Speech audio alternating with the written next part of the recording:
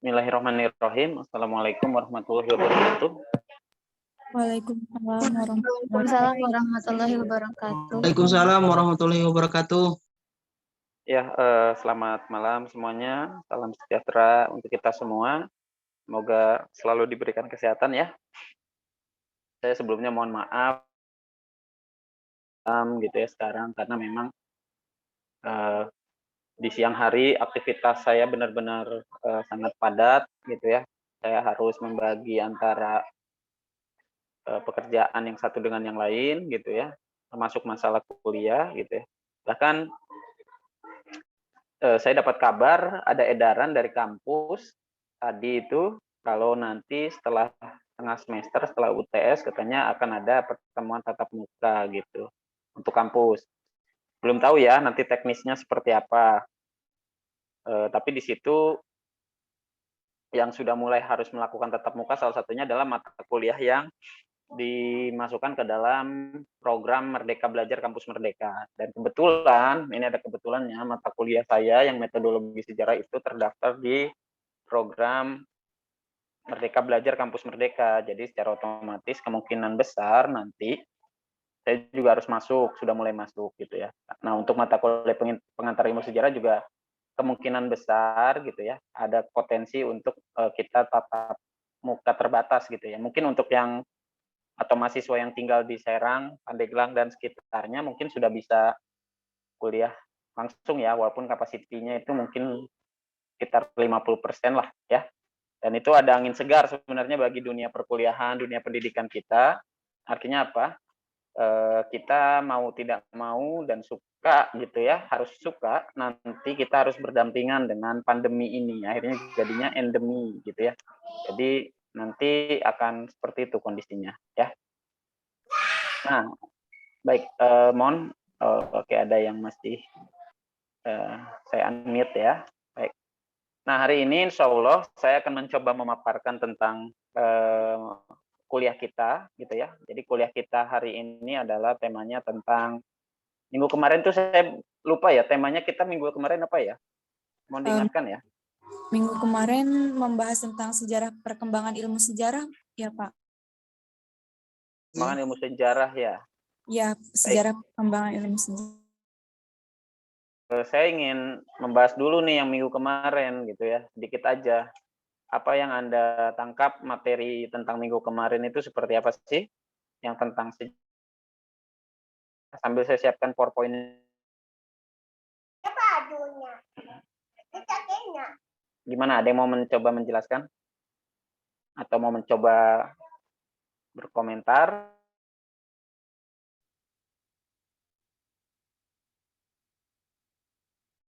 Ada? Ada nggak?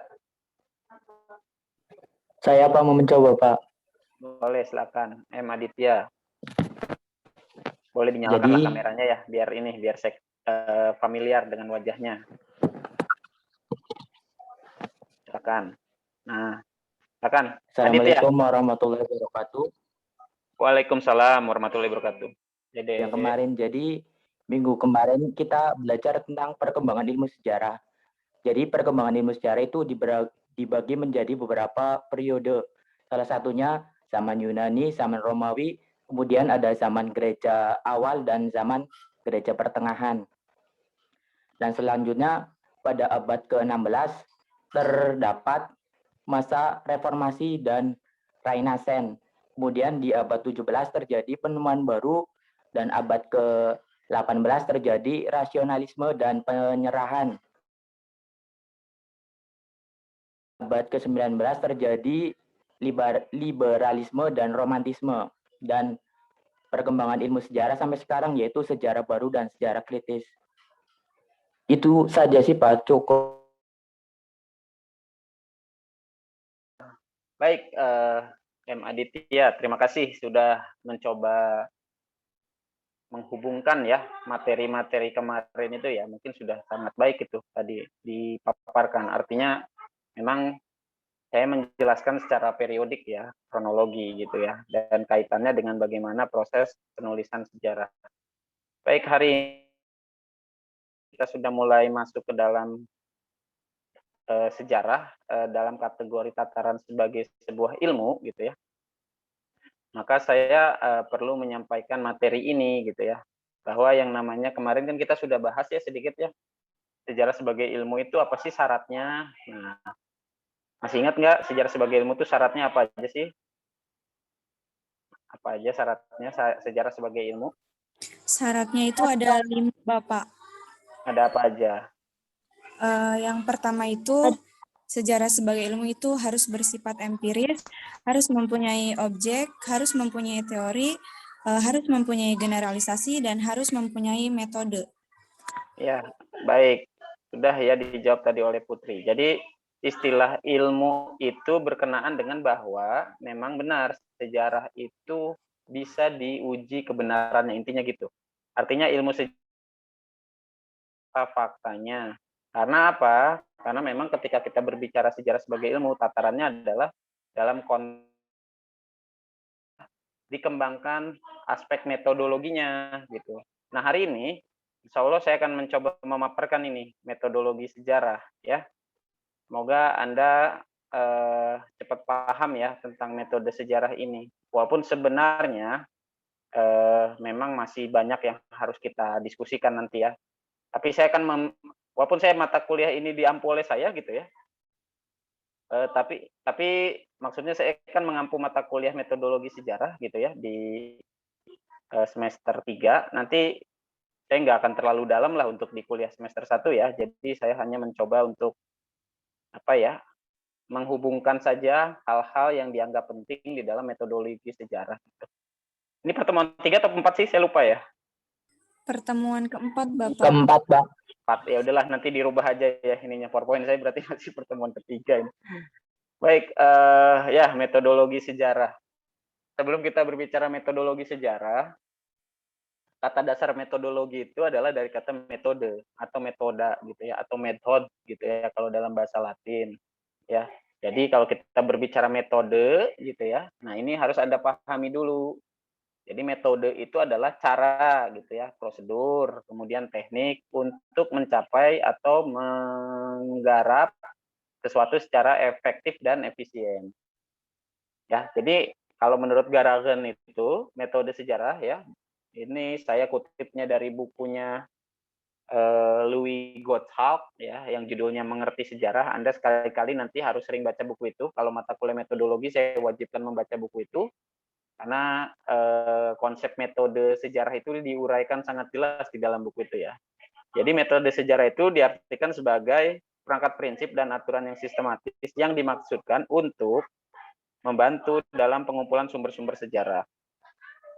Nah, kemudian dan menyajikannya menjadi sebuah sintesis. Umumnya itu dalam bentuk yang tertulis ya, yang kita kenal itu.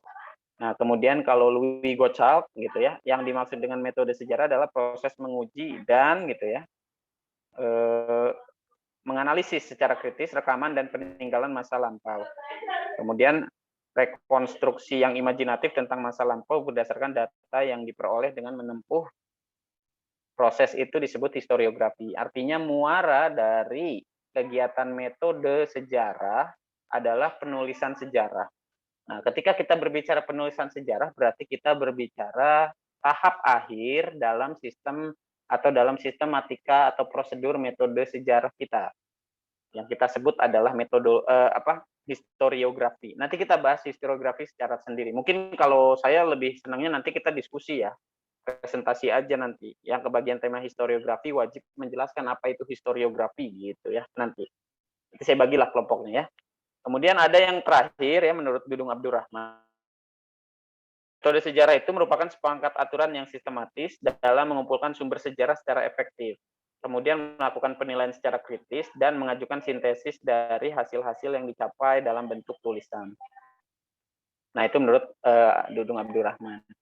Nah, kita lanjutkan gini ya. Jadi ketika kita berbicara tentang metode gitu ya, itu kita istilahkannya itu adalah jalan, cara atau prosedur ya. Jadi metode itu adalah cara gitu. Dan cara untuk apa? How to know gitu ya. Kalau metode itu adalah how to know, bagaimana untuk mengetahui gitu ya. Kalau istilah analoginya seperti itu. dan didapatkan atau memperoleh pengetahuan yang objektif dan benar. Di situ termasuk adalah prosedur kerja sejarawan yang menuliskan kisah peristiwa masa berdasarkan jejak-jejak yang ditinggalkan. Peristiwa masa lampau kemarin saya bahas, yang ditinggalkan itu adalah bukti-bukti fisiknya, ya kita bisa dalam pendekatan.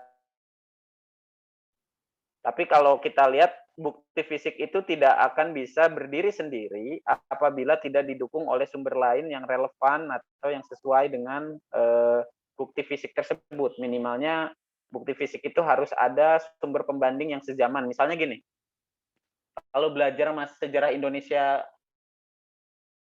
bisa mempelajari menggunakan prasasti kedukan bukit, itu nggak bisa. Harus dihubungkan dengan prasasti Ligor. Ligor itu ada dua ya, Ligor A dengan Ligor B. Kemudian juga harus dihubungkan dengan prasasti yang di India, prasasti Nalanda, gitu ya. Kemudian juga harus dihubungkan dengan prasasti yang ada di Jawa Tengah.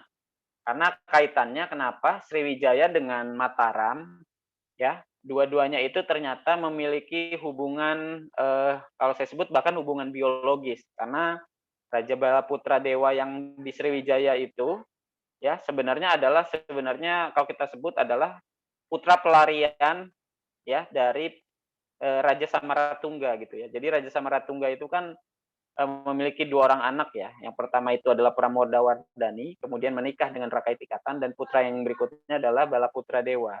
Namun karena faktor politik gitu ya, akhirnya Kerajaan Mataram itu tidak jatuh ke tangan Balaputra Dewa. Akhirnya Balaputra Dewa itu melarikan diri ke Sriwijaya dengan faktor alasan politik tersebut. Nah, itu harus dijelaskan itu. Jadi prasastinya seperti itu. Nantilah kalau untuk yang prasasti kita bahasnya nanti di mata kuliahnya ya. Karena saya hanya memaparkan mengenai aspek-aspek yang kita kaji aja secara pengantar ilmu sejarah atau metodologinya gitu ya. Nah, rekonstruksi itu berdasarkan bukti-bukti yang diperoleh. Kemudian prosedur kerja sejarawannya untuk melukiskan kisah peristiwa masa berdasarkan jejak-jejak yang ditinggalkan yang tadi saya bilang. Nah, rekonstruksi sejarah itu harus kritis dan imajinatif berdasarkan bukti-bukti yang diperoleh, gitu ya. Nah, di sini terdapat perbedaan antara metode dengan metodologi. Nah, kalau udah kata metodologi, ada kata logos di situnya, ada metode dan logos. Jadi ketika kita berbicara logos itu, di situ kita berbicara sisi keilmuan, karena logos itu biasanya sudah merujuk pada apa ya, kalau kita sebut itu science of method gitu ya, ilmu pengetahuan metodenya ya.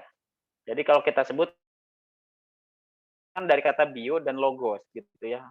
Artinya kalau kita berbicara bio itu kita berbicara makhluk hidup gitu ya, jenisnya. Logos itu artinya kita berbicara sainsnya gitu. Kemudian ada apalagi ya, banyak ya, arkeologi dari kata arkeo. Arkeo itu kan kalau kita sebut adalah lebih ke arah pendekatannya adalah fisik, fosil, dan sebagainya, tapi kemudian ada pendekatan logosnya, sainsnya.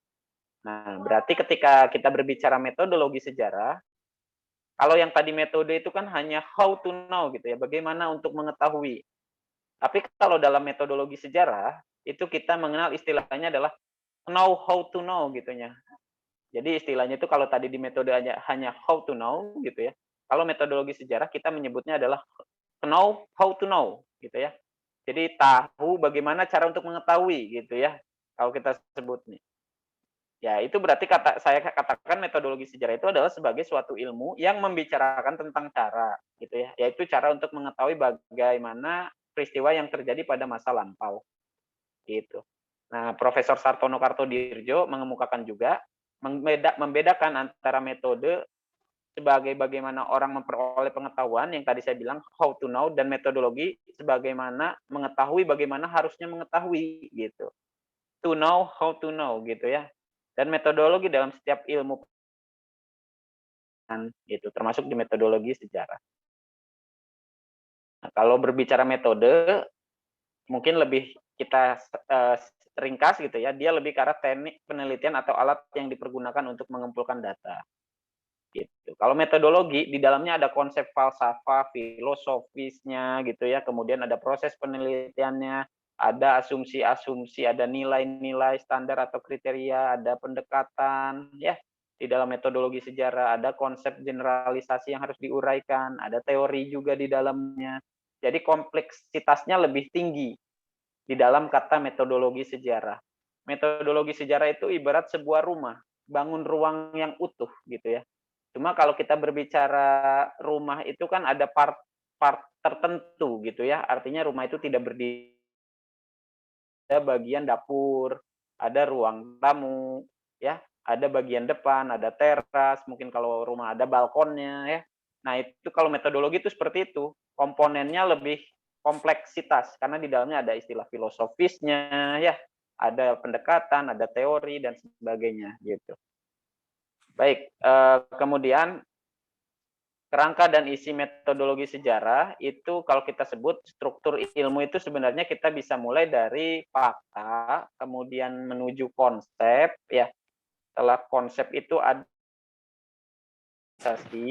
kemudian baru ke arah teori gitu ya, atau hipotesis dulu lah boleh ya, tapi kemudian baru ke arah teori gitu ya. Nah, kita mulai dari, nanti kalau model ini yang lebih tinggi, kita bahasnya di metodologi ya, mata kuliah metodologi. Tapi untuk sekarang kita bahas dulu struktur ilmu itu mulai dari fakta atau data, konsep, generalisasi, dan teori lah. Sampai situ aja dulu ya. Hipotesis, oke. Jadi kalau fakta itu kan sebenarnya sesuatu yang kalau kita sebut sudah dipastikan kebenarannya gitu ya. Dan itu bagi sejarawan fakta-fakta itu kayak bagian-bagian yang bangunan gitu ya, fakta-fakta itu. Misalnya ada batu bata, ada semen, itu fakta kita anggapnya itu fakta. Ada batu bata, ada semen, ada kawat gitu ya. Kemudian ada batu split, ada apa lagi ya, kalau mau bangun rumah kan itu fakta-faktanya itu tuh yang kita gunakan, materialnya ya kalau kita sebutlah lebih enak ya. Jadi material untuk membangun rumah itu adalah melalui fakta-fakta ini yang tercecer bahasanya. Orang bangun rumah kan kadang-kadang waduh ada yang kurang nih gitu ya. Wah, beli lagi materialnya gitu ya. Mau bangun dapur, nambahin ruang tamu, nambahin ini gitu ya. Kalau kita sebut dalam konsep metodologi nanti ya. Gitu. Jadi paham nggak sampai sini ya? Ketika kita bangun rumah gitu ya, material-material ini harus ada terlebih dahulu. Karena nggak mungkin rumah itu jadi hanya dengan sketch aja, nggak bisa. Sketch itu kan hanya sebuah desain, tapi material-material itu adalah fakta ya. Gitu. Kemudian, nah itulah saya ambilnya gitu aja ya, perumpamaannya atau analoginya. Kemudian konsep itu adalah hasil dari suatu kegiatan mental yang untuk membuat generalisasi atau suatu gambaran mental yang umum dari kelompok-kelompok yang diabstraksikan dari aturan-aturan, atau juga suatu intuisi objek intuisi langsung dari pikiran. Misalnya kalau kita bicara konsep, saya kasih contoh gini, di dalam sejarah ada yang namanya konsep perubahan. Nah itu kalau kita sebut adalah change. Ya, change itu artinya apa? Change itu bisa dalam artian gitu ya. Dalam kategori kalau unsur sejarah itu kan ada manusia, ada ruang, ada waktu gitu ya. Manusianya berubah berarti nanti apa? Manusianya mengalami proses perkembangan gitu ya. Orang itu bisa dilihat dari situ. Kemudian kalau waktu ya pasti waktu itu berjalan ya, itu perubahan. Terukur kalau waktu mah ya, zaman prasejarah gitu ya, periodiknya ada gitu. Kalau untuk masalah spasial perubahan ya berarti lokasi, titik tempat dan sebagainya. Atau konsep yang kita sering temukan di sejarah adalah kolonialisme atau kolonialisme, suatu paham yang berkenaan dengan sistem koloni. Koloni itu artinya apa? Koloni itu adalah kalau dalam bahasa Latin kolonia, artinya menetap. Ya. Menetap itu artinya apa? Ada sekumpulan orang tinggal di suatu tempat membentuk yang namanya daerah yang dinamakannya koloni, daerah yang dia menetapnya. Kolonialisme itu jangan langsung berpikir penjajahan, bukan. Kolonialisme itu belum tentu penjajahan, bisa saja suatu bangsa menetap di suatu tempat baru dengan karakteristik orang yang sama gitu ya, dari bangsa yang sama, itu namanya kolonialisme. Pahamnya itu adalah kolonialisme, ismenya itu paham ya, gitu. Kalau istilah kata penjajahannya atau mulai dari kata memerintahnya itu dari kata imperialisme. Nah, itu baru kalau di situ jelas. Artinya kata imperialisme itu artinya memerintah, dari kata imperium. Artinya perintah atau memerintah, bahasa Latin ya. Nah, itu. Jadi kolonialisme dan imperialisme baru diartikan sebagai sebuah aktivitas proses pendudukan suatu bangsa asing terhadap suatu bangsa yang kalau kita sebut adalah bangsa pribumi gitu ya. Kemudian bangsa asing itu melakukan proses pembentukan asalisme ya. Itu saya sudah di tahapan generalisasi. Artinya apa? Kalau kita berbicara generalisasi, kita itu berusaha menghubungkan antara konsep-konsep ya yang berfungsi sebagai pembantu untuk berpikir dan mengerti. Sebagai contoh gini, tadi saya sudah hubungkan ya antara konsep kolonialisme dan imperialisme. Itu artinya kita berbicara bagaimana kolonialisme itu berhubungan erat dengan imperialisme. Di mana ada kolonialisme gitu ya, di situ ada imperialisme. Imperialisme ini nanti akan melahirkan konsep baru yang namanya sistem macam-macam. Kalau imperialismenya yang jenis imperialisme kuno gitu ya, konsep yang diperkenalkannya adalah gold, gospel, dan glory gitu. Kalau imperialismenya modern, ini berkenaan dengan sistem kapitalisme atau liberalisme ya. Jadi harus dipahami dua istilah itu. Nah, muaranya adalah di teori ya. Hipotesis nanti saya lewat lah. Kita bahasnya nanti di mata kuliah filsafat aja ya. Jadi teori itu adalah bangun ruangnya dari sebuah metodologi. Di sejarah punya teori apa yang terkenal, salah satunya misalnya. Ada yang pernah baca nggak buku teori sejarah? Nanti aja dikaji ya oleh kelompok diskusi ya. Cuma saya kasih contoh satu, ada teori terkenal. Nama teorinya itu adalah challenge and response gitu ya. Yang mengeluarkan statement challenge and response ini adalah Profesor Arnold Toynbee. Beliau mengatakan dalam intinya gini, sebenarnya ada beberapa hal di dalam komponen itu, indikator-indikatornya ya. Tapi di dalam teori challenge and response itu, sebuah peradaban itu akan bertahan lama atau semakin kuat apabila tantangan terhadap peradaban itu semakin tinggi. Makanya saya kasih contoh gini, peradaban-peradaban yang pada waktu dulu itu sangat kuat, kemudian juga superpower lah kalau kita sebut ya, bangsa-bangsa itu. Karena pada dasarnya mereka mampu mengatasi segala macam tantangan yang dihadapinya. Misalnya saya kasih contoh gini, bangsa Mesir kuno, itu kalau kita sebut ya, kita harus mengakui, walaupun ya kalau kita sebut, Anda kenal Mesir kuno, pasti Anda kenalnya Firaun gitu ya, Farao gitu ya, atau Ramses atau apalah. Nah, ketika Anda berbicara itu, oke, itu sisi yang lainnya. Kalau saya berbicara sisi teknis, sisi kebudayaan dan peradaban, luar biasa itu, kebudayaannya tingkat tinggi. Ya, pada zamannya. Kenapa mereka bisa berkembang seperti itu? Piramida, Sphinx, Obelix, sistem teologi kalau kita sebut itu politeisme, kemudian juga teknik-teknik di dalam perhitungan, ada rumus-rumus untuk menghitung bangun ruang ya, menyusun tata letak, menyusun sistem irigasi, menyusun bahkan yang paling kita kenal adalah pengawetan mumi gitu ya, mayat dan sebagainya gitu.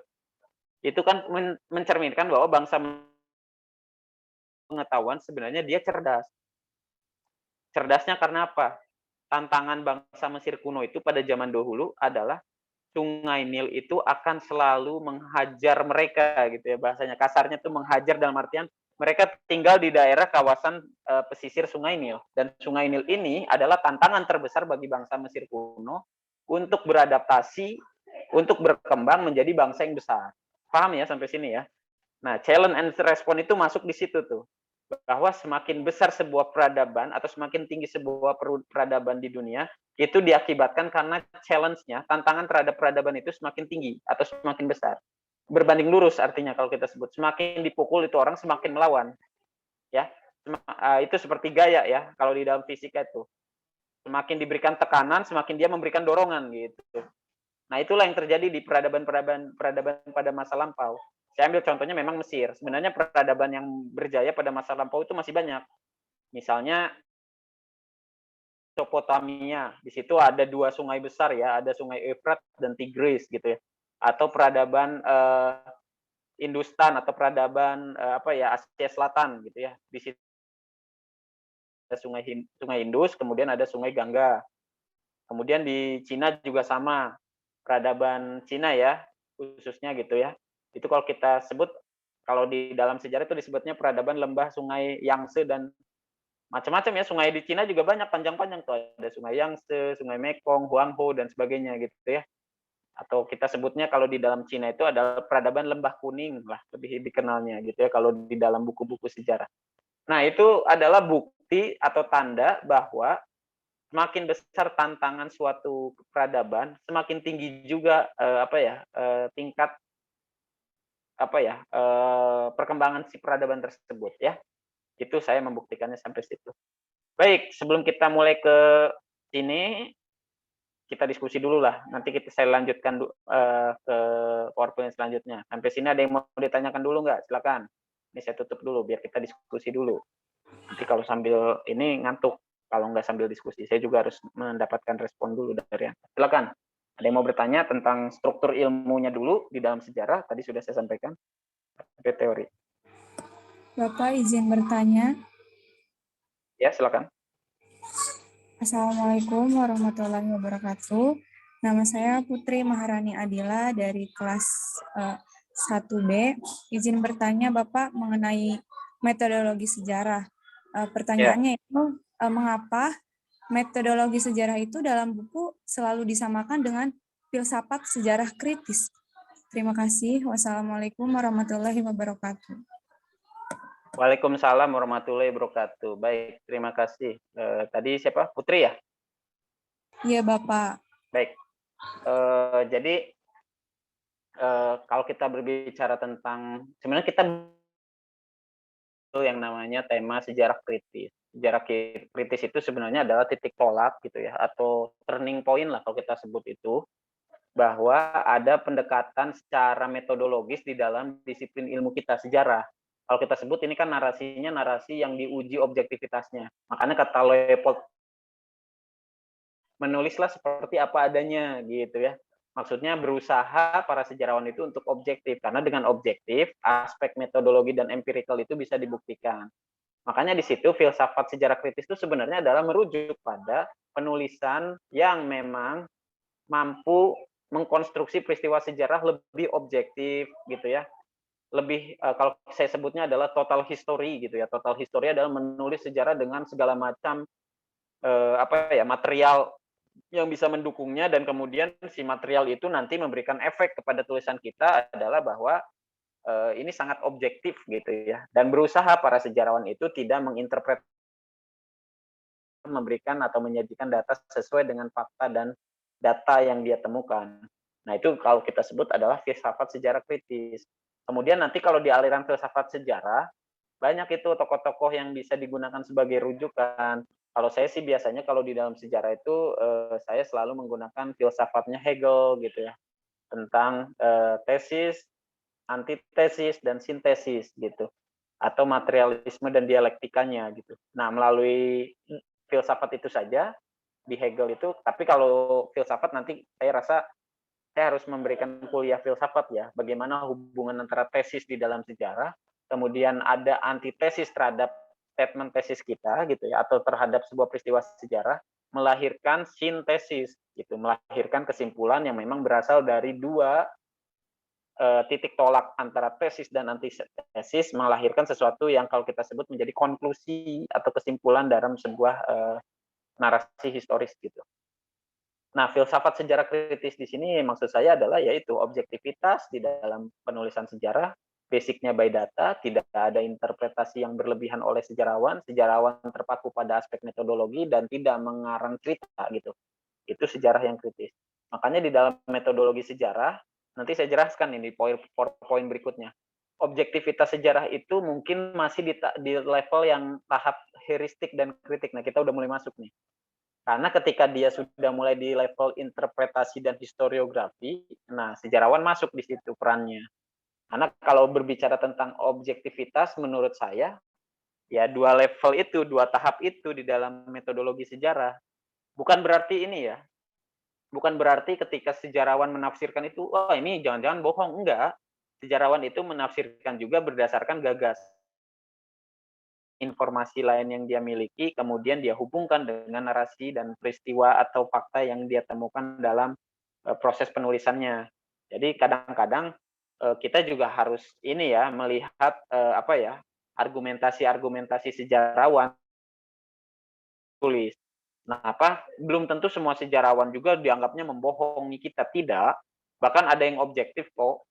Karena pada dasarnya mereka mencoba menghubungkan sumber yang satu dengan sumber yang lain, penelitian yang satu dengan penelitian yang lain gitu ya. Kemudian dia konstruk menjadi satu yang utuh dan itu bisa menjadi sebuah tolak ukur dalam proses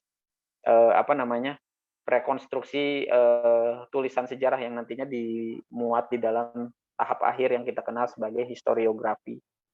Jadi itu ya untuk jawaban tentang filsafat sejarah kritis itu seperti itu. Ya, ada lagi? Baik Bapak, terima kasih banyak. Silakan. Ada yang mau berkomentar dulu tentang tadi struktur ilmu sejarah? Nggak apa-apa ya, saya kasih sedikit pusing pada malam ini. Pusing dalam artian semoga nantinya mau paham gitu. Karena Anda mau nggak mau, suka nggak suka, nanti belajar metode itu. Banyak yang ngerjain skripsi juga pada akhirnya menggunakan metode itu kan. Gitu. Jadi saya harus menyampaikan itu di semester 1 ini. Bahwa metode sejarah adalah salah satu metode yang kita gunakan di dalam jurusan kita untuk merekonstruksi peristiwa sejarah. Jurusan kita itu ada 2 tipe ya. Ada skripsi yang menulis tentang pendidikan, ada skripsi yang memang murni tentang kesejarahan gitu. Yang nulis sejarah itu biasanya nanti dia memulainya itu dari kajian-kajian ini. Gitu. Kalau nggak salah Anda sudah dibagi ya kelompok pengantar ilmu sejarahnya ya? Belum, Bapak. Belum ya? Oke, nanti aja tunggu Pak Umar ya, atau Bu Eko, atau Pak Umar lah biasanya nanti yang membagi. Pak Umar sudah tahu, sudah pernah ketemu, ada kuliahnya? Sudah, Pak. Bapak. Pak. Ya, nanti Pak Umar mungkin yang membagikan. Tapi intinya gini, di mata kuliah KKL itu, Anda juga harus berusaha untuk merekonstruksi ya. Merekonstruksi ya nggak tahu KKL-nya ini kan lebih ke arah perspektif kebendaan atau lokasi atau apa gitu ya. Nanti kita lihat sesuai buku panduan aja dan arahan. Kemudian nanti ada diseminasi hasil. Diseminasi hasil itu berarti Anda menyampaikan, memaparkan hasil kajian Anda kepada kami para dosen gitu. Dan kami menguji hasil kajian Anda setiap kelompok ya. Jadi kami yang menguji. Kita akan melakukan dialog, tanya jawab segala macam. Makanya Anda harus paham. Paham itu maksud saya gini, paham dengan apa yang akan Anda kerjakan dan apa yang Anda tuliskan. Rata-rata orang mau pengen tahu jadi doang. Itu salahnya Anda tuh. Anda itu kadang-kadang tidak berusaha untuk mengetahui, gantungkan semuanya di satu orang, itu salah itu. Ketika kami menguji dan Anda tidak paham dengan apa yang diuji, udah pasti kita nggak pakai ini, konsekuensinya dinilai lah pastinya mah. Karena pasti apa? Yang Anda laporkan ke kami itu adalah yang kami uji, yang Anda pertanggungjawabkan yaitu. Berarti Anda harus sejauh mana pemahaman Anda tentang apa yang Anda kaji nanti secara kelompok. Dan kerja itu kerja kelompok. Artinya kalaupun satu orang bagus, tapi yang lainnya tidak bagus dalam menyampaikan, gitu ya, menarasikan apa yang dikerjakan, laporannya, ya berarti nilainya nilai kelompok. Gitu. Jadi Anda harus benar-benar memahami apa yang Anda kerjakan, apa yang Anda tulis. Itu kalau kita lagi nggak daring kayak gitu ya, diseminasi KKL itu bisa sampai ada yang nangis itu. Karena apa? Karena memang dosen itu pertanyaannya macam-macam, mengujinya dengan cara macam-macam gitu. Ya. Dan justru di situ bukan tujuannya untuk penghakiman atau pengadilan terbatas gitu, enggak. Kami itu justru di situ ingin melihat sejauh mana Anda belajar, sejauh mana Anda membaca. Kan kata kuncinya sebenarnya satu, membaca, banyak tahu kan gitu. Nah, kalau Anda banyak yang nggak tahunya ya repot nanti pada saat proses diseminasinya ya. Jadi silakan dipersiapkan. Ya. Dan diingatkan kalau kerja kelompoknya kerja tim itu. Satu orang tidak bisa menjawab, dianggapnya satu kelompok nggak bisa menjawab itu. Ya. Yang ngujinya banyak, ada Pak Dr. Ali, ada Pak Dr. Agus, ada saya, ada Bu Yuni, ada Pak Umar, ya hampir semua dosen lah. Gitu, nanti semua akan terlibat dalam proses pengujian. Wah, Anda kapan lagi ya diuji langsung sama dokter? Gitu. Mungkin Pak Ali lebih ketat ya, karena Pak Ali punya pendekatan aspek arkeologis di situ yang mungkin lebih paham tentang kebendaan gitu ya, struktur cagar budaya dan sebagainya. Kalau ada yang temanya struktur cagar budaya diuji sama Pak Ali udah pas, itu udah paling pas gitu. Nah, beliau adalah dulunya mantan Kadis ya, Disbudpar Provinsi Banten, kemudian jadi dosen gitu. Jadi dia sangat paham tentang pariwisata, dia sangat paham tentang arkeolog, karena memang dia lulusan dari Prancis ya, jurusan pendidikan sejarah. S1, S2-nya itu di Prancis juga kalau nggak salah. S1-nya di Universitas Udayana di Bali. Baik, kita lanjut. Share screen. Nah, makanya saya coba bantu Anda untuk memahami yang Anda tulis itu berkenaan dengan disiplin ilmu Anda gitu. Nanti kalau Anda menjelaskan itu ya basicnya berdasarkan konsep ini yang saya jelaskan aja ya. Jadi di dalam sejarah, struktur sejarah dan sebagainya. Nah, ini struktur sejarah sebagai ilmu, kita lihat dulu ya. Pertama, fakta dan data itu dimulai dari peristiwa ya. Peristiwanya itu kan ada dulu, peristiwa sejarah dulu di mana-mana juga. Setelah peristiwa ada, peristiwa itu beres, apa yang ditinggalkan? Yang ditinggalkannya adalah material-material bekas peristiwa tersebut, macam-macam. Bisa berupa tulisan, bisa berupa benda gitu ya, bisa berupa cerita-cerita dari saksi-saksi atau pelaku gitu ya. Kemudian kita kenal istilahnya itu adalah sebagai evidence. Evidensi itu artinya terlihat jejaknya, namun tidak lengkap. Yang saya bilang ya seperti itu. Sumber sejarah itu tercecer, tidak bisa berada di satu lokasi full gitu. Saya ambil contoh gini, Kerajaan Tarumanegara itu sebenarnya ya, artinya prediksi. Ada yang mengatakannya di daerah Karawang karena ditemukannya situs pecandian Batu Jaya. Ada yang mengatakannya itu di daerah sekarang itu Cilincing ya, Tugu atau Bekasi gitu ya.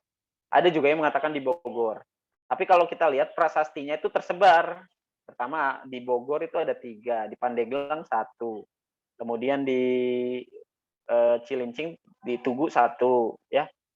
Nah, itu adalah membuktikan bahwa prasasti di Kerajaan Tarumanegara itu kita bisa lihat dia bukan berada di satu lokasi, tapi dia tercecer di wilayah-wilayah yang memang pada waktu itu menjadi mungkin kalau kita sebut adalah analisis dan hipotesis saya itu adalah daerah fasal. Daerah fasal itu adalah daerah taklukannya atau daerah kekuasaannya pada waktu itu.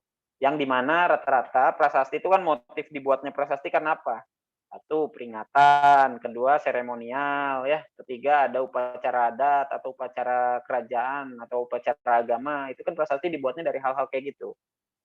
Nah, momentum-momentum itu yang harus kita hubungkan satu dengan yang satu, itu namanya evidence tuh.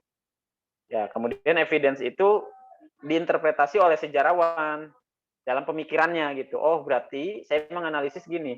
Ini kan tadi saya udah ceritain sedikit yang Tarumanegara, itu saya udah interpretasi loh itu. Jadi ada 3 misalnya yang ditemukan di Bogor itu, misalnya prasasti Ciarute, Purnawarman lah.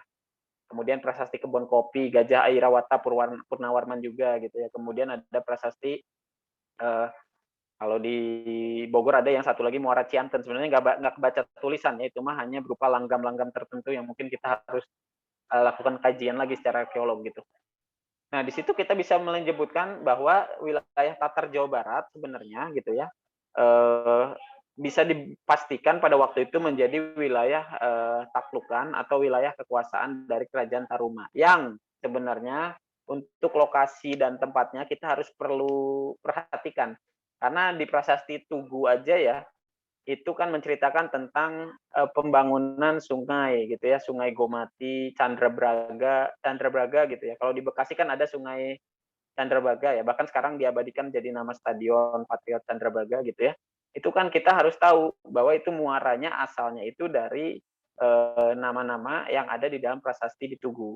kemudian dihubungkan dengan situs pecandian di Batu Jaya. Kemungkinan besar sih, gitu ya, analisis saya, biasanya kalau kerajaan itu bisa dipastikan dengan adanya keraton, gitu ya. Jadi keraton itu menjadi tolak ukur bagaimana pusat pemerintahan. Sebagai contoh gini, kalau Majapahit ya saya bicaranya bukan Majapahit itu saya bicaranya pasti Trowulan lah. Pusatnya di Trowulan, Mojokerto gitu ya. Lebih ininya gitu. Jadi saya pasti memahaminya ke sana. Mojokerto, Mojo itu Maja, Kerto itu atau Karta itu berarti kota. Kota ya berarti kalau secara harfiah mungkin ya gitu ya. Kota Maja gitu ya. Kan Majapahit juga gitu sama.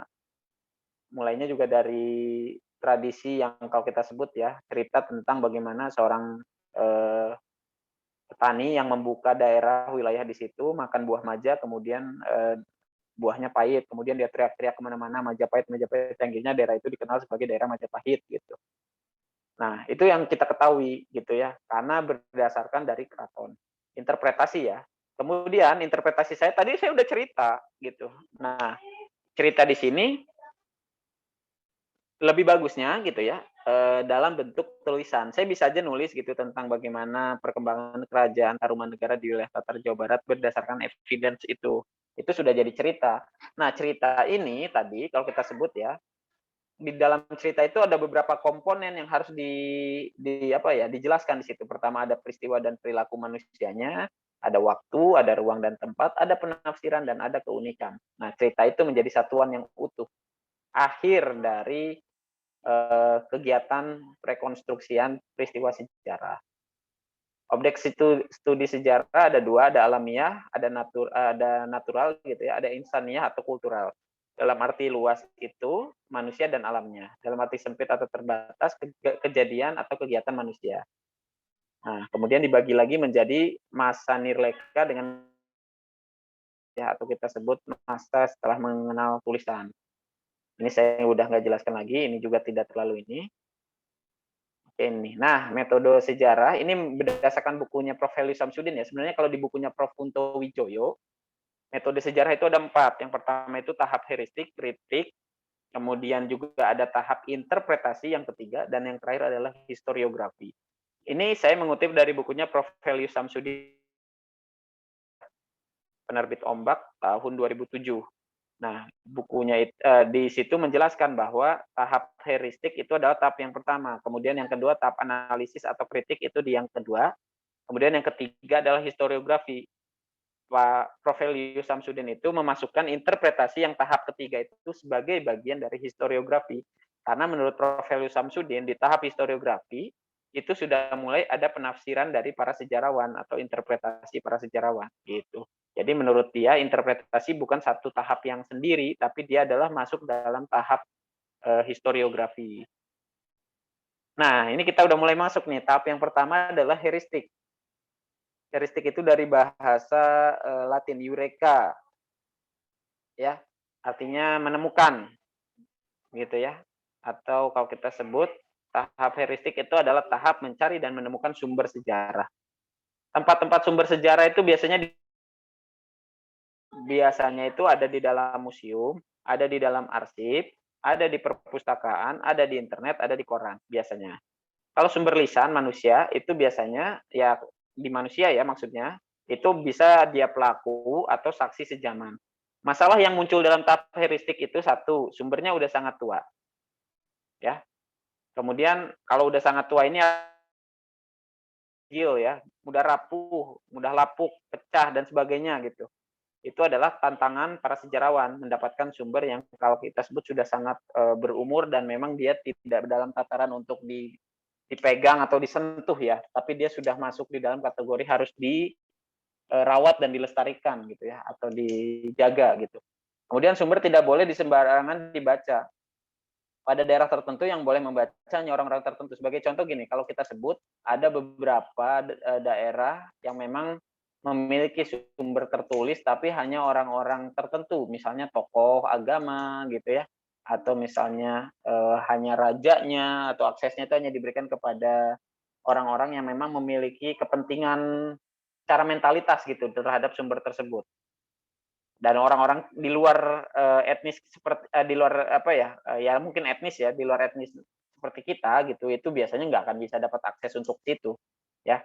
Dan itu kesulitan yang kita dapatkan. Kemudian yang berikutnya kesulitan yang kita temukan dalam tahap heuristik adalah memahami bahasa yang digunakan. Kenapa?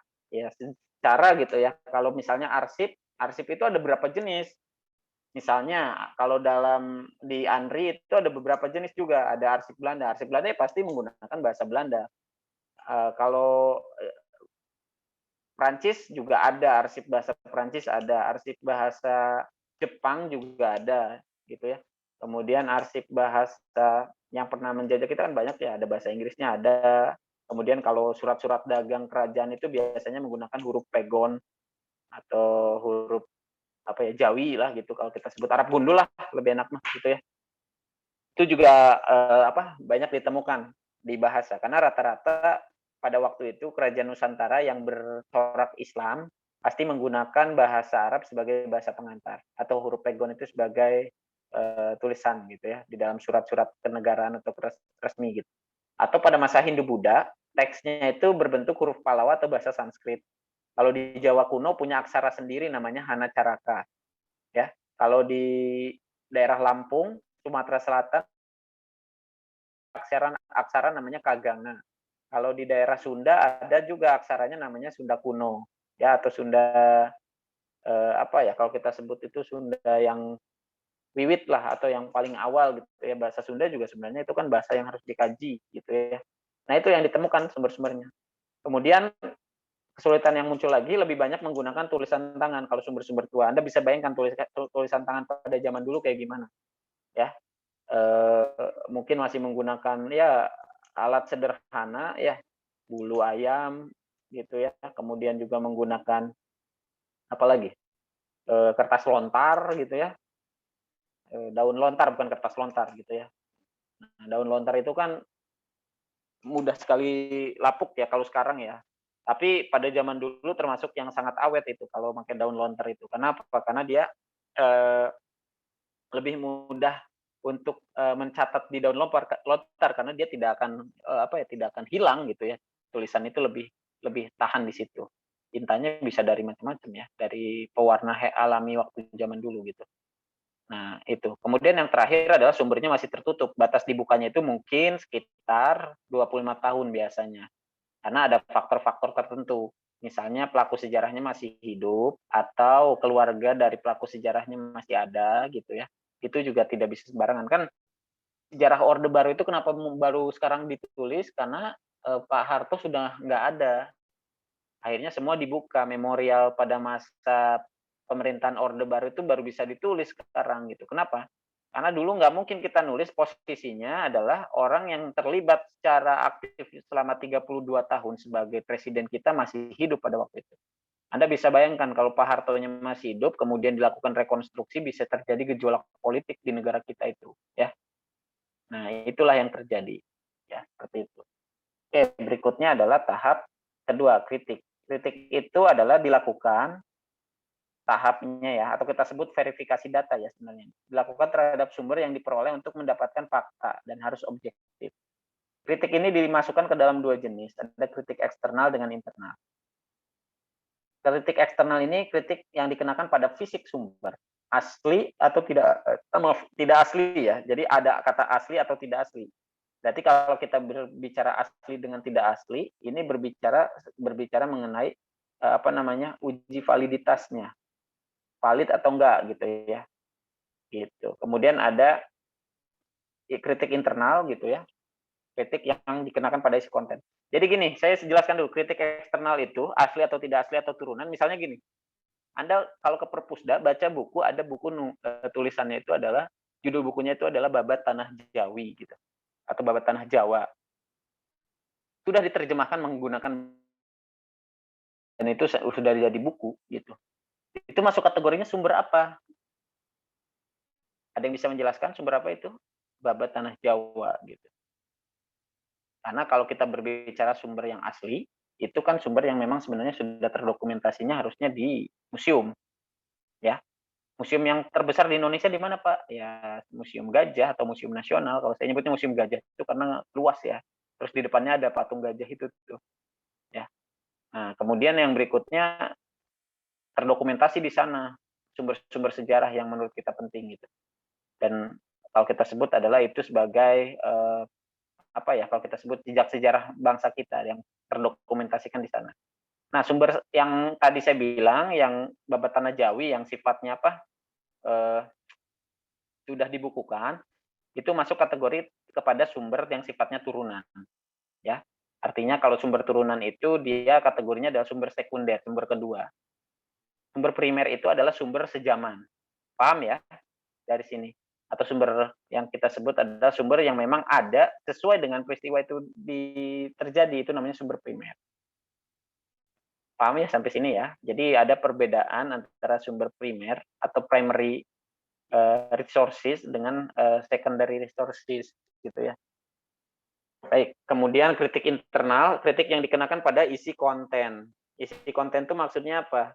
Ketika kita mendapatkan sebuah naskah, pertama kan kita lakukan kritik eksternal ya, bahan naskah ini terbuat dari apa, kemudian juga siapa yang membuatnya, tujuan dibuatnya untuk apa, kepentingannya apa, naskah ini dibuat gitu ya. Kemudian bahan-bahan dan segala macam ya, ini sumber asli atau tidak, uji kritik eksternal itu sebenarnya. Nah, kalau ketika kita itu artinya isi dari naskah yang kita temukan tadi itu. Naskahnya ini isinya apa? Dihubungkan dalam peristiwa sejarah tertentu yang nantinya saling berhubungan satu dengan yang lain ya. Itu akhirnya harus direkonstruksi seperti itu. Ya. Baru yang tahap terakhir adalah tahap historiografi. Ini menurut Prof. Elis Samsudin itu artinya meliputi tahap interpretasi, eksplanasi, dan eksposisi. Seperti itu ya. Nah, itu kita berbicara tentang tahap di dalam metodologi sejarah. Oke, nanti ini kita lanjutkan selanjutnya. Untuk hari ini segitu dulu lah ya, supaya tidak terlalu berat pengerjaannya atau memorinya. Atau ini ya daya ingat Anda supaya tidak gampang lupa ya. Jadi hari ini kita bahas dulu metode dan metodologi sejarah, di mana di dalamnya ada 3 komponen atau 4 komponen tahap-tahap metodologi sejarah. Baik, ada yang mau ditanyakan? Silakan. Izin bertanya, Pak. Baik, siapa namanya? Alfri, Pak. Oke, Alfri. Silakan Alfri, silakan. Ya, sebelumnya Assalamualaikum warahmatullahi wabarakatuh. Perkenalkan, nama saya Alfri dari kelas 1B. Izin bertanya mengenai kritik eksternal, Pak. Untuk kritik eksternal tersendiri kan untuk ini ya, Pak, tentang keaslian dokumen ya, Pak. Bagaimana kalau misalnya dokumen itu gak sesuai dengan aslinya, Pak, tetapi itu dicap asli oleh pemerintah, Pak. Terima kasih. Oke, Alfri. Yang pertanyaan saya nanti akan saya tanyakan dulu ya. Misalnya sebutkan saja barangnya. Maksudnya sumber apa itu yang dicap asli oleh pemerintah itu apa? Karena gini, sejarawan itu atau para sejarawan itu punya teknik khusus untuk memahami dia sumber asli atau sumber turunan gitu. Jadi kalau saya bilang ini dicap asli sama pemerintah, oke, legalitas aslinya apa maksudnya gitu ya. Misalnya kita harus langsung sebutkan sumber apa sih gitu, apa dia jenisnya apa yang kita harus tahu gitu, dia dicap asli, dicap ini gitu ya. Karena memang kita kalau kita sebutkan ya sumber yang asli itu adalah sumber yang sejaman gitu ya, bukan sumber yang memang duplikat atau plagiasi dari sumber sejarah gitu ya. Gitu. Dengan peristiwa sejarahnya gitu. Itu dulu ya. Kita harus melihat, saya harus tahu gitu sumber yang itu apa yang dimaksud oleh Alfri itu, karena saya kan nggak tahu. Kalau tahu saya menganalisis sumber ini sumber apa gitu. Baik, yang lain? Izin bertanya, Pak. Oke, silakan. Kalau ada yang mau nanya bergantian ya, atau ada yang mau ngechat silakan nanti saya bahas. Siapa dulu? Silakan. Atik, Pak. Ya, Atik, silakan. Sebelumnya, Assalamualaikum warahmatullahi wabarakatuh. Saya Atik Rosita dari kelas A. Izin bertanya mengenai sumber sejarah lisan, Pak.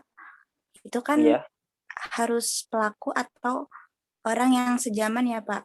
Tapi kalau yang misalnya nggak sejaman Pak, misalnya si anaknya gitu tuh Pak, boleh nggak Pak? Oke, baik.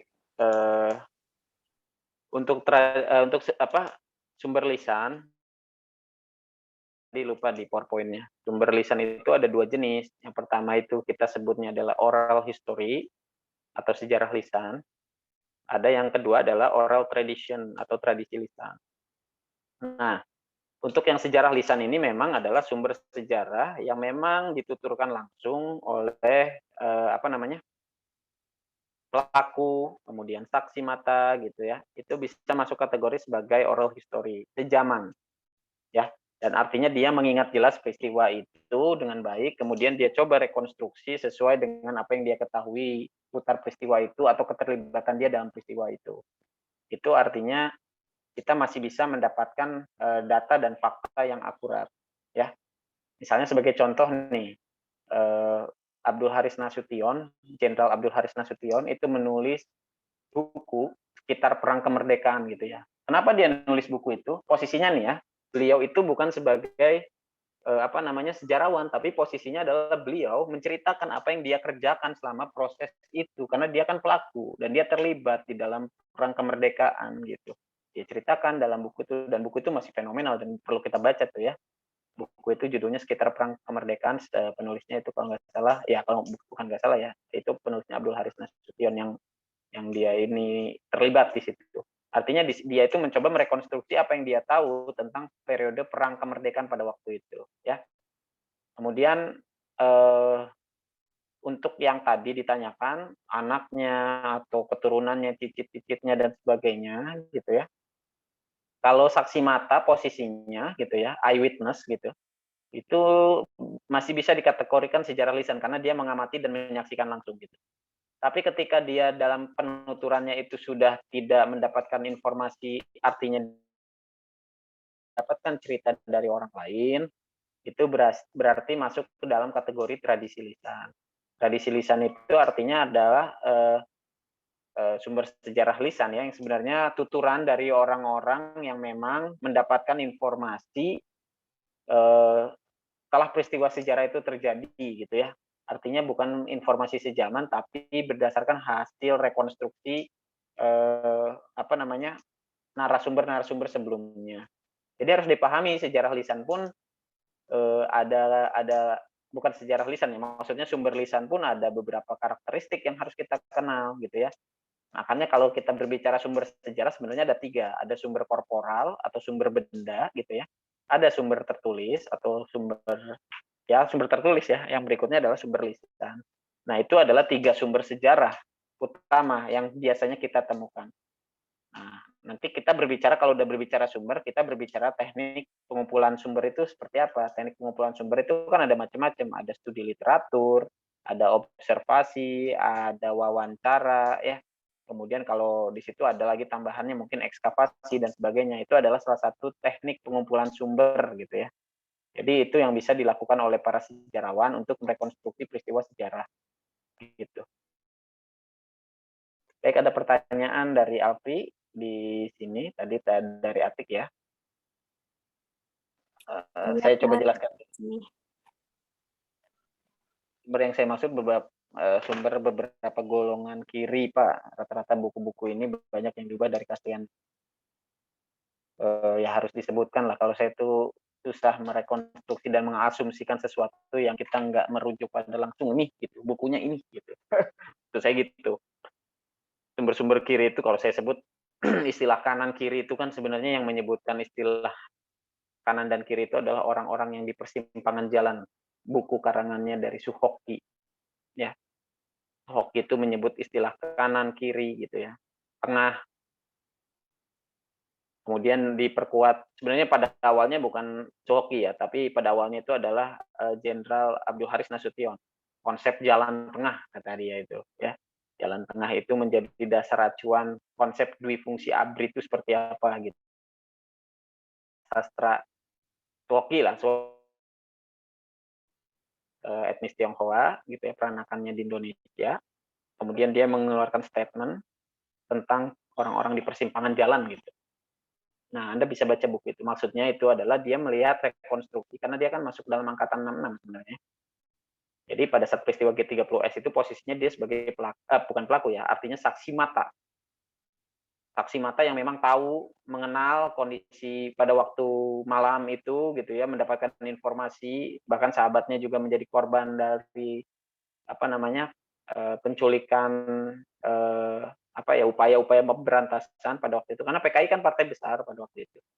Jadi orang-orang di persimpangan itu maksudnya yang ke kiri itu adalah orang-orang yang menganut ideologi kiri. Ideologi kiri menurut pada waktu itu adalah ideologi sosialisme, marxisme, dan komunisme. Ideologi kanan itu maksudnya apa? Kanan itu macam-macam. Tapi kalau lebih saya sebutkan kanan itu kita sebutnya adalah ideologinya Islam. Ya, di sebelah kanan. Kalau yang di tengah itu biasanya nasionalisme.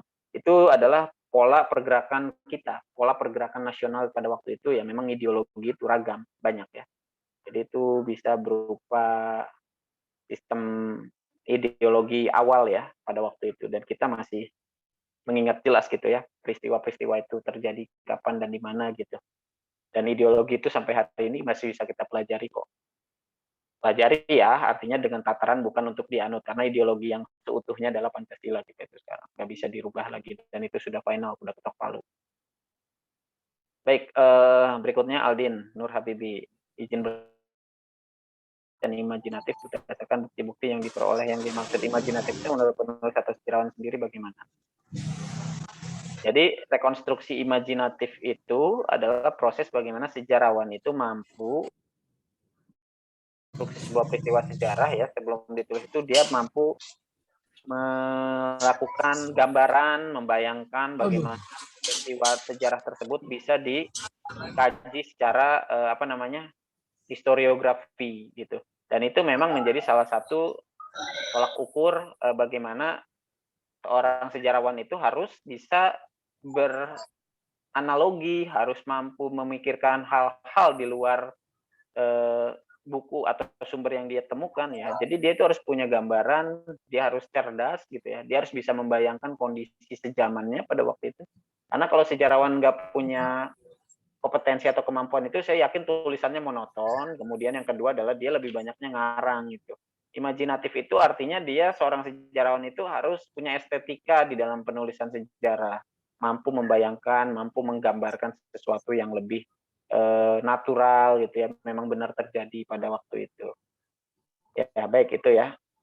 Kemudian ada pertanyaan lagi tuh. Nova, Pak izin bertanya, saya Nova, jika sejarawan dulu dalam tahapan metodologi tidak menemukan bukti yang kuat, itu nantinya akan seperti apa prosesnya tahapan sejarah? Ya kalau buktinya nggak kuat, dia mencoba nulis sejarah, resikonya ya sejarahnya itu lebih subjektif, tidak objektif, sumber terbatas, lebih banyak ngeduga, tidak ilmiah. Sederhana jawabannya. Karena apa? Karena hakikat penulisan metodologi itu harus objektif kan. Kalau objektif ya berarti sejarawan itu harus berusaha objektif terhadap apa yang ditulis. Kalau nggak bisa objektif ya jadinya subjektif. Lawan dari objektif kan subjektif kalau di dalam sejarah. Artinya semuanya bergantung pada sejarawan. Dan sejarawan nggak ada yang berani nulis sejarah tanpa adanya fakta dan data. Wah gila aja itu katanya. Kalau sejarawan menulis peristiwa sejarah tapi dia nggak punya materialnya. Yang saya bilang itu mau bangun rumah tapi nggak punya bata, nggak punya semen, tapi maksain pengen bangun rumah, apa mau jadi apa? Apa yang dia pikirkan adalah gambarannya aja. Gambaran itu kan subjektivitas akhirnya. Ya. Angan, gambaran, bayangan, imajinatif, sejarawan tapi tidak berdasarkan material, fakta dan data ya percuma. Ya, selama itulah dia akan bermimpi menyusun bangun ruang, tapi dia tidak bisa membuktikan kebenaran bangun ruang tersebut. Ya. Baik, dari Adit Prayoga ya, izin bertanya pola diakronis dan sinkronis penulisan sejarah nanti dibahas di diskusi ya. Saya akan jelaskannya nanti, nggak bisa semua malam ini. Nanti ada tuh tentang konsep berpikir sinkronisme, diakronisme, terus kemudian konsep berpikir historical thinking itu saya harus sampaikan di sini. Tahapnya ada 5 gitu ya. Tapi nanti ya ada chronological thinking salah satunya, ada periodisasi, ada kronologi itu juga sama. Nanti akan kita diskusi lah itu, nggak mesti semua saya jelaskan. Pokoknya intinya ya itu melalui chronicle itu waktu, melewati waktu atau melintasi waktu gitu ya. Itu namanya diakronis. Kalau intinya gini, memanjang dalam ruang, bukan, memanjang dalam waktu terbatas dari ruang gitu ya. Itu namanya diakronis. Kalau sinkronis itu justru sebaliknya, terbatas waktunya tapi melebar dalam ruang gitu ya. Itu sinkronis. Intinya gitu, nanti kita jelaskannya di sana. Di pembagian kelompok lah, biar diskusi andanya, biar nanyanya nggak ke saya aja. Semuanya boleh ditanya, teman-teman Anda juga harus banyak belajar ya. Oke, pertanyaan Anggi juga sudah dijelaskan tuh ya, itu sudah saya jelaskan. Ya, intinya gitu. Tapi nanti penjelasannya nanti saya akan konstruksikan nanti dengan peristiwa sejarah itu seperti apa. Oke, hari ini gini aja, tidak ada lagi. Kalau tidak ada ya saya tutup lah. Ya. Bapak Epi pengen tanya. Ya silakan. Nyalain kameranya biar teman-temannya tahu. Taruh Pak.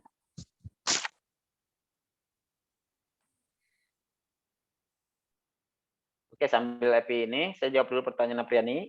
Izin bertanya mengapa sejarawan di Indonesia sering kekurangan sumber sejarah atau sumber pendukung selain dari faktor alam. Sejarah itu yang saya bilang ya, sumber sejarah itu tidak berada di lokasi yang satu tempat gitu. Itu pertama. Sumber sejarah itu adalah terrekonstruksi, tercecer di mana-mana. Ya. Dan untuk menghubungkan sumber sejarah satu dengan sumber sejarah yang lain, itu memang tugas para sejarawan, merekonstruksi peristiwa sejarah berdasarkan sumber yang dimilikinya dan ditemuinya. Kemudian pertanyaannya kan di sini mengapa sejarawan di Indonesia sering kekurangan sumber sejarah atau sumber pendukung? Pertama bukan kekurangan sumber yang baru ditemukan hanya itu gitu ya. Kalau kita lakukan ekskavasi, kita lakukan penelusuran, mungkin akan lebih banyak. Cuma pertanyaannya kan banyak sumber. Saya juga baru dapat kabar ya, ada proses penggalian tuh di Jawa Timur menemukan lagi struktur bangunan dan cagar budaya di dalam tanah. Ternyata ada candi lagi ditemukan. Kan masih banyak harus dikaji ternyata, ekskavasinya belum beres tuh ya. Jadi itu yang masih dalam proses tahap pengerjaan sampai saat ini. Karena kan mengekskavasi itu bukan seperti kegiatan satu hari beres, bukan. Jadi itu harus benar-benar dilakukan. Pertama dia harus dilakukan, yang kedua masalahnya apa? Masalahnya anggaran lah pastinya mah. Terus-terusan ngegali kan, dia membutuhkan anggaran yang lebih. Banten Lama saja, kalau Anda main ke Banten Lama itu ekskavasinya belum tuntas, tanah galian masih pada bolong-bolong. Ya pasti saya yakin ada tanah galian masih bolong-bolong belum dilanjutin, ya pasti itu terbentur biaya, udah paling rasional itu gitu.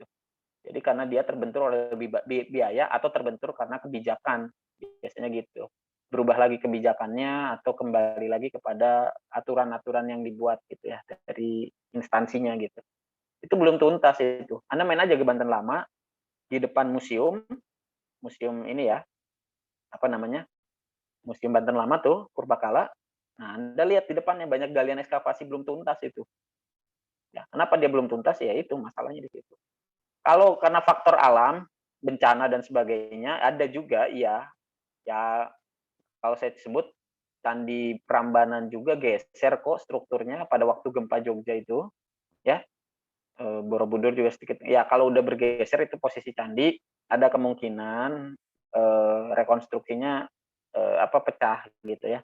Tapi ya itu, untungnya para sejarawan sudah merekonstruksi dulu gitu ya. Jadi kekurangan-kekurangannya di candi itu narasi di dalam candinya sudah dijelaskan dahulu yang penting mas gitu. Tapi bagaimana kalau untuk kasus-kasus yang lain yang hilang, rusak, terus kemudian juga yang belum ketemu ya udah kita tunggu aja gitu ya. Karena kan kita nggak bisa melawan ketentuan alam. Kalau sumber sejarah rusak karena alam ya wis ikhlas kan. Tapi kalau rusak karena manusia, vandalisme, istilah vandalisme tahu nggak, ngerusakin benda-benda cagar budaya tuh. Orang barbar itu harus diingetin ya. Orang-orang zaman dulu gitu ya, itu sangat menjaga gitu ya benda-benda itu. Bahkan kita yang melihatnya sekarang, kita nggak bisa tuh sembarangan sumber-sumber itu bisa nggak bisa dirusak gitu. Kalau saya lihat vandalisme itu banyak. Ngerusakin itu misalnya contohnya apa? Anda main ke Prambanan, ada posisi batu sandi seperti ya misalnya posisinya itu sudah menghadap ke utara, Anda geser ke timur, itu vandalisme itu. Karena Anda berubah struktur cagar budaya yang harusnya ke kanan, Anda rubah ke timur, itu udah ngerusak itu. Itu vandalisme sederhana itu. Memindahkan batu, mengambil batu, ya benar nggak? Itu adalah vandalisme yang paling kita sering temukan. Anda tuh jangan berpikir vandalisme itu coret-coret aja gitu, bukan. Vandalisme tuh dengan hal-hal yang kayak gitu. Udah tahu ada cagar budaya atau struktur cagar budaya, ya dirubah posisinya, ya itu vandalisme. Ya, jadi Anda silakan untuk lebih tertib melihat benda sejarah sebagai sebuah sumber sejarah, karena semakin sumber sejarah itu dijaga, dirawat, rekonstruksinya semakin baik. Kemudian memang sudah ada dinas yang ngurusin cagar budaya ya, namanya Balai Pelestarian Cagar Budaya, BPCB gitu ya. Masuk di dalam Balai Arkeologi sebenarnya. Balai Pelestarian Cagar Budaya, ada Balai Pelestarian Nilai Budaya, BPNB. Dua-duanya tentang yang satu cagar, yang satu nilai, berarti yang satu sifatnya fisik, yang satu sifatnya non fisik. Saya ngejelasinnya nantilah itu mah ya. Nanti akan saya jelaskan sih yang seperti itu. Tapi untuk sekarang intinya gini, jangan sampai merusak apa yang sudah ditakdirkan ada saat ini. Jangan merubah tempat, jangan merubah cagar budaya harus posisinya gini-gini, nggak bisa itu. Itu kerjaan orang-orang vandalisme, rusak nantinya ya. Baik, pertanyaan tadi dari Epi. Mungkin kalau Epi udah, nggak ada yang nanya lagi, kita tutup ya. Silakan.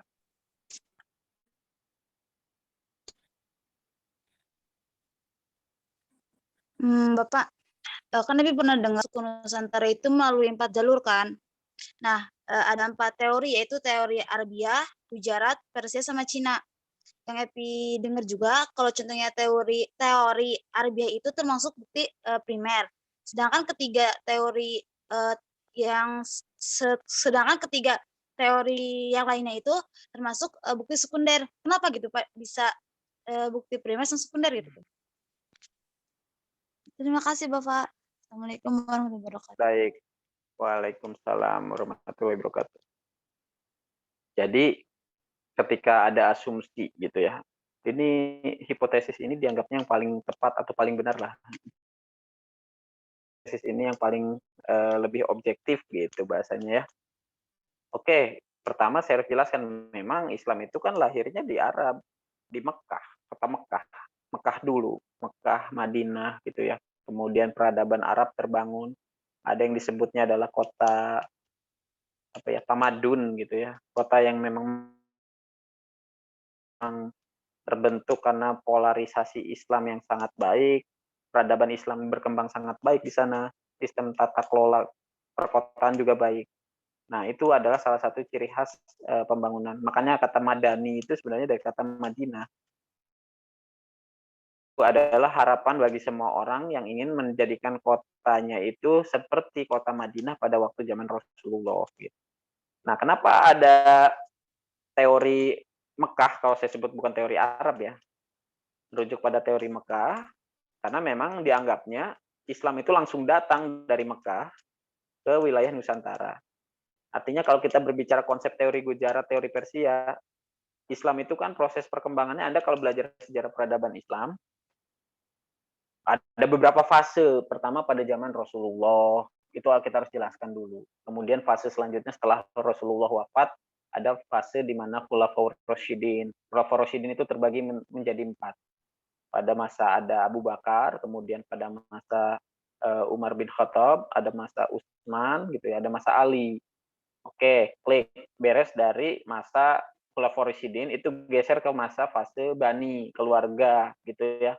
Ada keluarga Abbasiyah, ada keluarga Umayyah, ada keluarga Fatimiyah gitu ya. Ada keluarga Utsmaniyah gitu. Itu banyak gitu. Proses fase perkembangan atau persebaran atau penyebaran agama Islam itu pada waktu itu dilakukan pada fase yang mana gitu. Nah, ketika kita merujuk pada teori Mekah gitu ya, bukan berarti menjadi bukti kritikal gitu ya, critical resources, sumber kritis yang memang kemungkinan besar kalau memang itu dari Mekah gitu ya, artinya itu adalah sebagai rujukan yang paling dianggap mendekati karena memang Islam itu muncul di situ. Artinya kalau yang dari Gujarat gimana, ada nggak? Ada, tapi kan bisa dibuktikan nanti jenis Islamnya itu sudah yang alirannya mungkin kan kalau kita tahu di Nusantara itu khususnya di Indonesia itu mazhab yang berkembangnya itu adalah Syafi'i gitu ya. Apakah dia sesuai dengan mazhab yang digunakan di daerah-daerah lain gitu ya, di luar Nusantara? Kalau misalnya di daerah Maroko kan mazhabnya di sana Maliki, berbeda gitu ya. Mazhab itu ada 4 ya, ada Hambali, Maliki, Hanafi, dan Syafi'i. Itu 4 mazhab itu menjadi rujukan kita dalam beraktivitas dalam agama kita. Yang Muslim, yang non Muslim mungkin nanti boleh sambil belajar sedikit-sedikit ya. Jadi kita harus bisa melihat rujukan itu. Kalaupun mau digunakan sebagai sumber ya silakan. Kan pada dasarnya hipotesis atau teori yang dianggapnya itu adalah dia punya dasar dan dia punya bukti fakta gitu ya. Dia punya resources yang mendukung teori tersebut, kan nggak salah kalau ada bukti dan faktanya. Dan buktinya itu masih bisa dibuktikan kebenarannya secara sahih ya berarti masih dianggapnya sesuai, masih relevan. Artinya kita nggak bisa tuh langsung main kayaknya yang paling benar Mekah, belum tentu. Kalau saya katakan ya kita masih menggunakan 4 teori itu selama di buku sejarah itu belum dirubah ya pasti masih digunakan. Termasuk yang kedatangan Islam ya. Masuk di situ adalah kedatangan atau masuknya Hindu Buddha ke Nusantara gitu ya. Gitu. Baik, itu dulu ya. Izin mengingatkan untuk kelompok diskusi bagaimana Pak. Nah, kelompok diskusi nanti saya bagi dulu kelompok kemudian tema. Teknisnya, tapi sebelum kelompok diskusi nantilah ya, saya ingin memberikan tugas individu kepada Anda semua. Waktu pengerjaannya cuma 1 minggu. Ya. Tugasnya apa? Ingat ini tugasnya nih. Sumber sejarah. Artinya Anda lakukan tahap heuristik, kemudian tahap kritik. Sudah sampai itu. Sumber sejarah, kemudian Anda melakukan review sumber sejarah tersebut. Yang terdekat, yang berada di lingkungan Anda. Ya. Artinya Anda silakan mencari dulu sumber apa, kemudian Anda lakukan kritik yang tadi saya sudah coba gitu ya.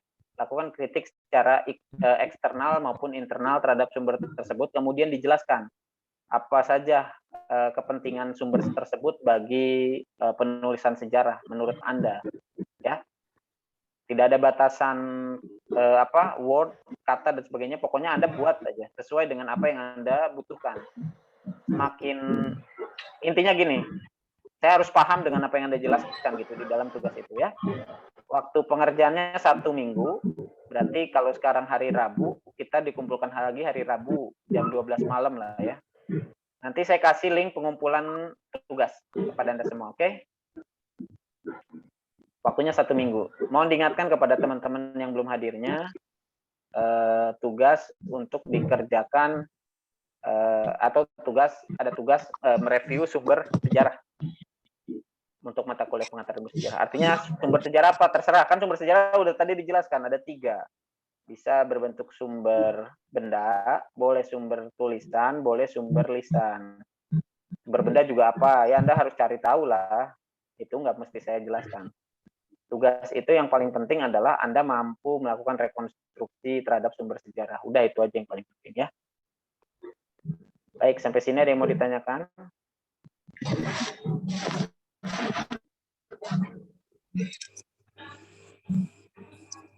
Ada?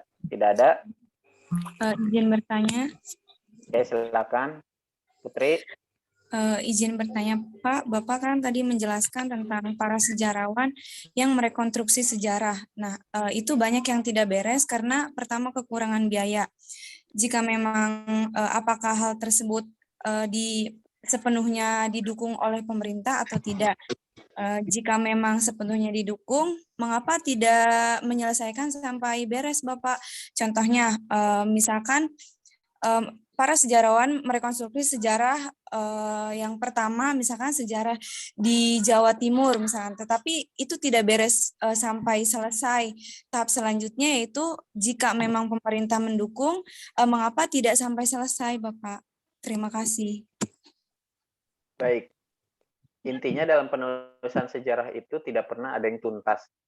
Bukan permasalahan biayanya ya. Biaya itu maksudnya gini, proses yang tadi kaitannya dengan ekskavasi, penggalian itu karena biaya saya pasti. Tapi kalau sejarah itu biasanya bukan karena tidak beres, sejarah itu nggak boleh final.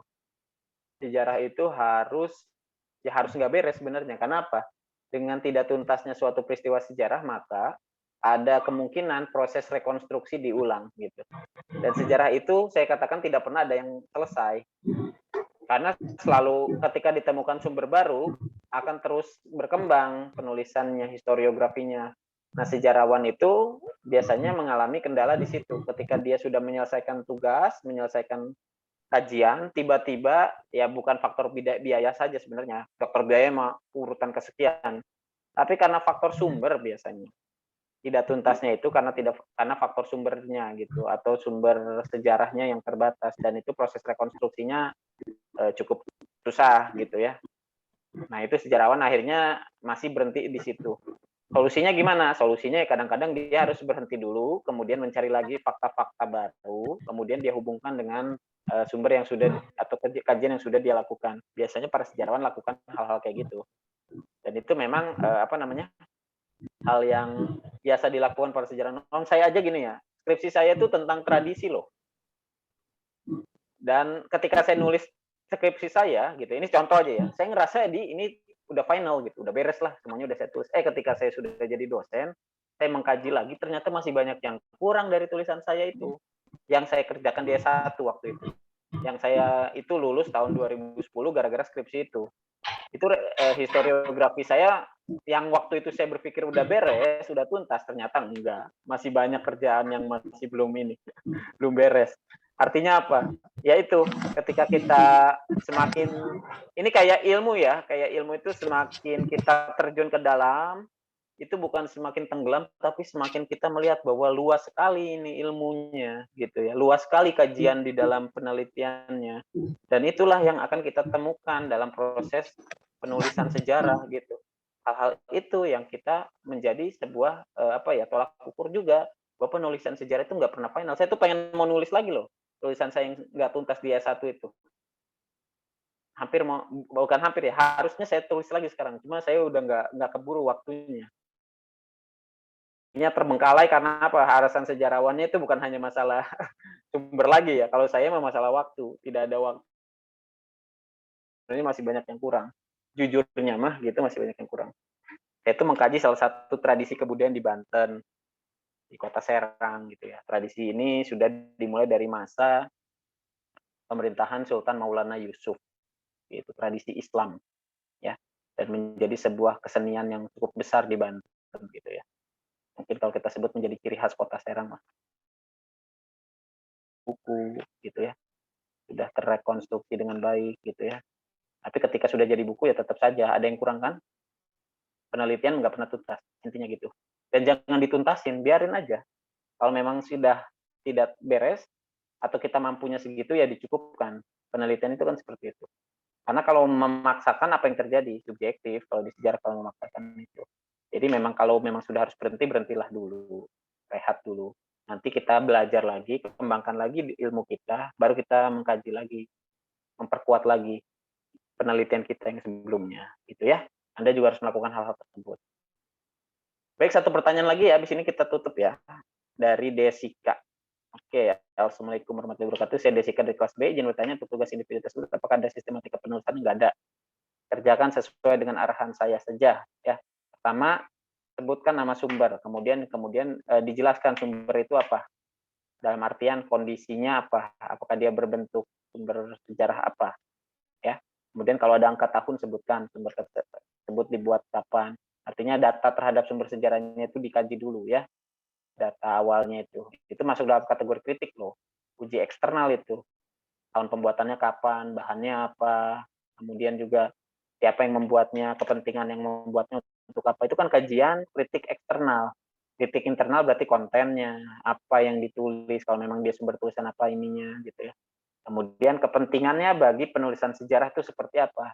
Sumber ini tuh nanti bisa artinya ketika Anda melakukan review, sumber ini tuh nantinya bisa kalau saya sebut bisa menjadi sejarah apa sih, membantu penulisan sejarah apa sih gitu. kalau misalnya Anda kaji sumber ini gitu ya.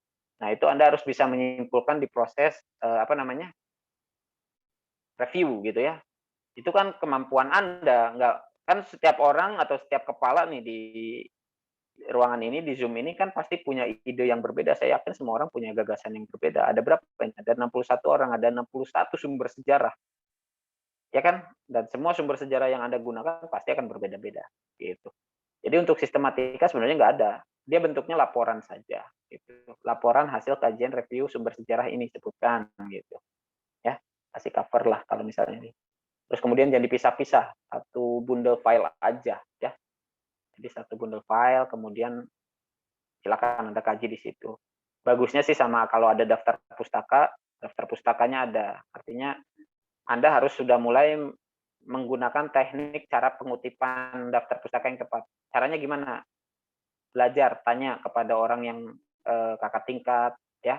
Cara mengutip daftar pustaka yang baik itu seperti apa? Bukan di copy paste, bukan. Ada caranya itu. Jangan sembarangan ya.